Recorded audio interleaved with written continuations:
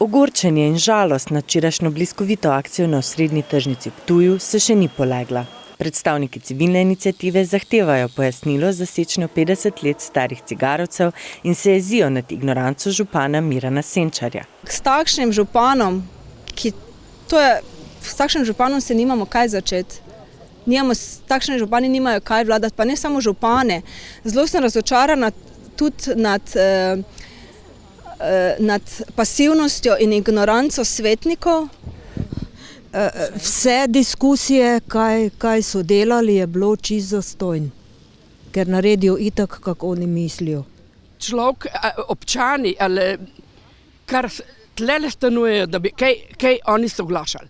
Ne, soglašajo sam ti ljudje, zame so nepismeni, nimajo zadosti izobrazbe in nimajo zadosti spoštovanja tudi za dediščino prej in kasneje, za mlade. Za komentar včerajšnje akcije smo povprašali tudi v kabinetu župana, kjer pa nam do zaključka redakcije niso posredovali odgovora. Pričakujemo lahko, da bodo drzne poteze v volilnem letu prinesle številne neprijetne odzive.